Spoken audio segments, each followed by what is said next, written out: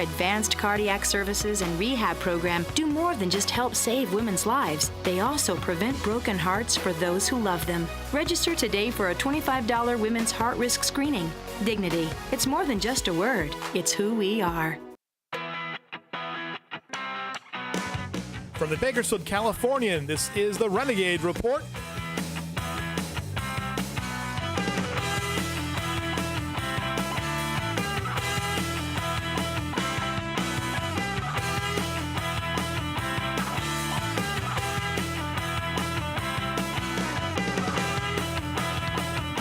Now here's your host, Francis Mayer. Ladies and gentlemen, welcome to the Renegade Report, your source for all things BC athletics. I am Francis Mayer, Sports Information Director of Bakersfield College, and I'll tell you what, every day when I go to work, I feel super lucky. Why? Because I'm living the dream. I get to spend a lot of time with talented young student athletes, very talented coaches in what is arguably the world's finest community college athletic program. And every time I watch the opening reel, I'm stunned, shocked, and amazed about the quality of our facilities. You saw the Dean and Nada Gay softball facility there and baseball facility as we were panning through. And today, softball tips off on the road against Fresno City College, and then baseball will be at home tomorrow. And we can't wait to see the new look Bakersfield College Renegade baseball team. Last year's team did miss the playoffs, but it wasn't for lack of effort, and Coach Payton seems cautiously optimistic. Baseball people, notoriously superstitious, so he's not giving up much, but I do know that he has a couple promising pitchers and some good returners, and we can't wait to see them take the field. But before we get into baseball and hardball sports, let's talk about the hard court of basketball. Today, we have a very special guest, Mo Bafuki of the Renegade Rip. Mo, how are you doing, sir? Doing wonderful, Francis. Pleasure to have be here. Yes, it is. It's a muy pleasure to have you here. Mo, it is your first appearance on television. It is. But we're going to break him in nice and easy, folks. Mo, you're crazy about basketball. Now, tell us a little bit about yourself. You went to Bakersfield High School, correct? I did. I'm a proud driller alum. Yes. And we were just in the green room with Kaylin Smith of Renegade Football, who's going to be on the show in the next segment. And there's an obvious disparity in your sizes. So, Mo, playing basketball wasn't exactly in your future. Correct. Sooner or later you come to realize what is going to work out for you and what isn't. And sure enough, I decided that, hey, I love the game too much to let it go. So there's other aspects to be able to be around it, and definitely looking forward to building upon this as well. Yeah, and I'll tell you what, sitting next to you during Renegade basketball games is something of an educational experience because you are like a guru. You could handicap these games for a living. Like, if journalism doesn't work out for you, I think you should go to Vegas and handicap NBA games because sometimes you lose me, dude. Like, you were very technical in your observations about BC basketball. Yeah, when I had the chance to finally be able to take on this role of covering men's basketball here at Bakersfield College for the Rip, for the Renegade Rip, that's right, sports editor. So it's a pleasure, man. It's great to see print alive still, and the Rip has been doing a tremendous job over the years and continuing to do so as well. Is it the rip.com? Is that the website? Correct, the rip.com. You can follow us there, and we are always posting, whether it's sports, local campus news, absolutely. You guys are like the New York Times, only the New York Times covers the world. You guys cover the world on Panorama. Correct. Our Harvard on the Hill, Bakersfield College. That's right. The men's basketball team came into the season with a lot of promise, and you were a guy who early on had a prediction. We knew DeAndre Dixon was going to be a special player. I mean, he's 6'8", 6'9", he can dunk, he plays above the rim, he rebounds, he blocks shots. But you had your eye on somebody else, and who was that? That was Jameek Riviere out of Queens, New York. You told me early on. What did you tell me about that guy? I told you the sky's the limit for him, and don't let his height fool you because the guy has talent. And by height, I mean, I think he's listed at 5'7". 5'7", maybe 5'8" with his hair. But that's, like you said, with his hair, and in platform shoes. Correct. Meek really could be 5'6", but the guy is a dynamo. Absolutely. He slices through defenses, and we've seen him become, you predicted this. I saw him, being a Rondo-style gambler and a dude who could, make some high-risk passes and razzle-dazzle passes, but you, I think, predicted that he would do what he's doing now, which is he's scoring points. Correct. Something about New Yorkers where their state of mind as far as basketball goes is about it. Is everything. Basketball to them is what they live, sleep, dream, breathe, everything. So having a chance to see a little bit of Jameek's highlights, I knew his talent level was far superior than what it could, what it seems like. But he's the talent is there, and it can only get better from here. He's a freshman, so. And I'm sure it's a learning experience. He started off rough early on, turning the ball over, but he's got it together. That was a huge issue for him. I mean, we were seeing upwards of 7, 8, 9 turnovers a game, and part of that is a product of his high-risk passing style. The guy, he gambles, he does electric things, but he has become a more complete player in scoring. But you and I were having a conversation the other day. I can't say enough good things about DeAndre Dixon. Correct. But one thing that we've seen recently is teams get it now. I mean, I think the third game of the season, he had a ridiculous night. If he had 19 rebounds, and I think he had like 37 points or something, right. It was a massive double-double. But what we've seen recently is while DeAndre is tall, he's a slender guy. He is. And you and I watched a game where what was happening to the guy? Correct. He was getting banged around, and when teams begin to disguise him and are able to take him out of the game, it forces other guys to have to step up. And that seems to be the key for this Renegades team. Now, they lost last night. They were down significantly at the half to a stacked Antelope Valley team, right. And they pulled back into, I think, within 6 points before it was all said and done. Mm-hmm. We're taking a look at some video right now.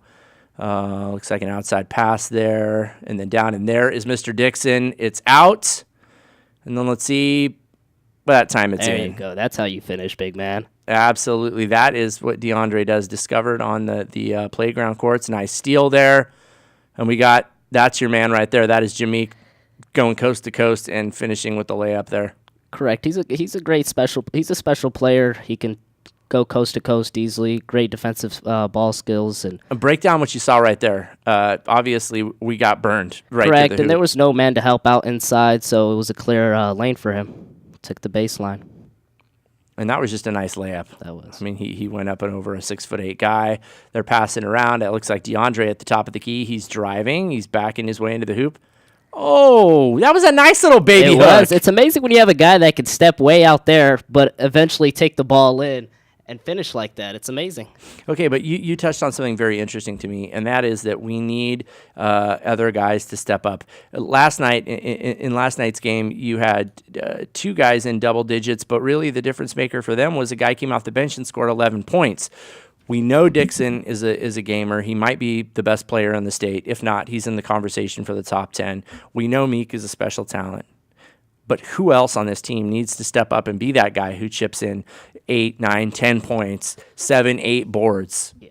It's kind of interesting. You look at the roster sheet and you would expect Alex Daniels, however, he has been nursing a knee injury, but he's a guy that's very capable of getting into double-figure scoring. And then you have nights where early on Isaiah Rogers was able to get into double figures, along with C.J. Johnson, as well as David Woolley as well. Yeah, you can't leave Woolley out of the equation. Getting back to Rogers, though, he's interesting in this conversation because he is a backcourt player, whereas the other guys we're talking about, Woolley, CJ, those are bigger players, correct? Correct. More forwards and whatnot. Yeah, with Rogers, he's more of the conservative guard, very smart with the ball, doesn't turn it over much. But he had that 1-point game early on in the season, and I think that really altered his game. I'm not sure whether he's nursing an injury as well. But, no, I know what you're talking about. It was more recently. He had a string of games there where he was kind of like 7, 8, maybe 10 points here and there. Had a handful of assists, and then he had that game where he scored 1 point. And I think we figured out that they had kept bad scoring. I mean, they said they pulled him after a minute. It wasn't a minute, but he had no points in the game. And then 4 consecutive games with very little production.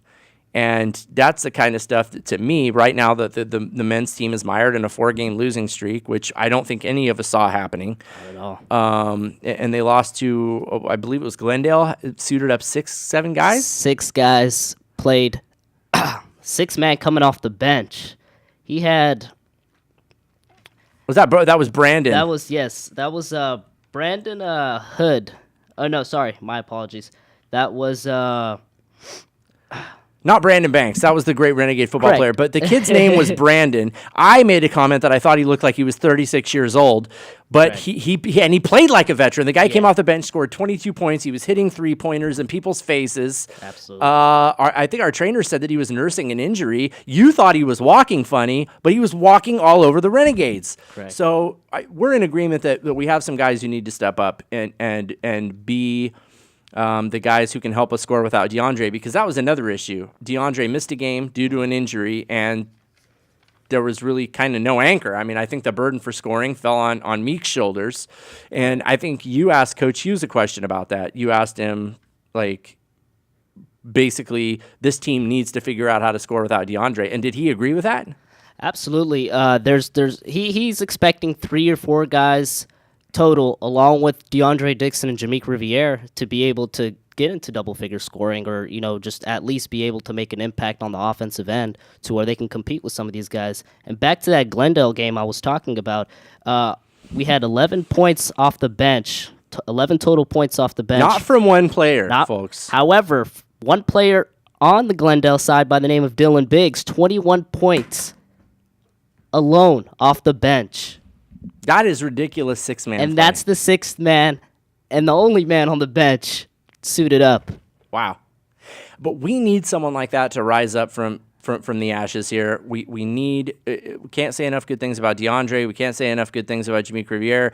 But really, this is the time when we need a healthy Alex Daniels. We need C.J. Johnson to step up, the freshman. And I don't think it's time to write this team off. I mean, I know that they need a lot of things to break their way to factor into conference play.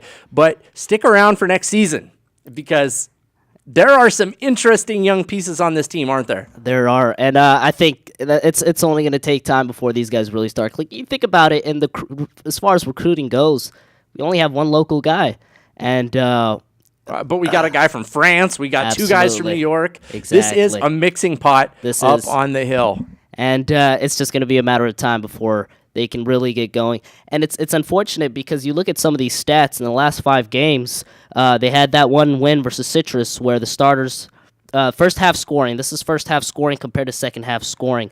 Against Citrus in the first half, BC scored 33 points. In the second half, scored 35 points. Well balanced. They came out with the win. Last 4 games in this losing streak versus Santa Monica, 22 first half points. Versus in the second half, 47 points. So it shows, and then you go on to Glendale, 27 first half points, 42 second half points. COC, Canyons, first half 29 points, second half 45 points, and then most recently, Antelope Valley, they scored 24 points in the first half, but 41 points in the second half. We need the same team to be there in the first half. Mo, can you stick around for a little bit? Absolutely. Okay, right now we need to go to a break, but coming up next, we have Kalen Smith. He is going to tell us what it's like to be the prettiest girl at the dance. He's getting recruited by many schools across the country, but who will he pick? Well, we're going to get some clues coming up next on the Renegade Report. Don't go anywhere.